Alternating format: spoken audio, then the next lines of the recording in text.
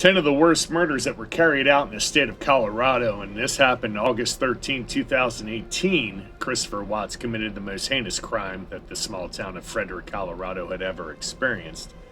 His wife Shannon had just arrived from the airport that morning, but her friend became concerned when she didn't show up for a doctor's appointment later in that day. She also would not respond to any texts or calls from her friend. Concerned, the friend called 911 to do a welfare check on Shannon's whereabouts. When the police arrived at the home of the Watts family, Christopher was there all alone. He proceeded to give the police permission to check inside the house, where they found Shannon's cell phone, wedding ring, and purse containing her keys. The next day, the police took Christopher into the station for questioning. Attempting to prove his innocence, he opted to take a polygraph test. The results would shock the entire country. Christopher failed the test and confessed absolutely everything.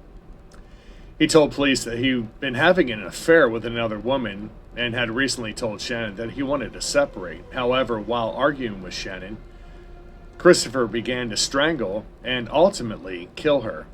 At the time, Shannon was pregnant with their third child. It was later discovered that he attempted to strangle his other two daughters, but was unsuccessful. He buried Shannon in a shallow grave and shoved his two daughters into different oil tanks at a site where he worked, killing his two daughters. In total, Christopher Watts murdered his entire family, Shannon and his two daughters, who were only 4 and 3 at the time. Today, Christopher Watts is serving 5 life sentences in prison, plus an additional 48 years for the termination of Shannon's pregnancy, and another additional 36 years for tampering with a deceased body. What a piece of garbage. His story is also covered on Netflix, so if you get a chance, take a look at it. It's rather shocking as well.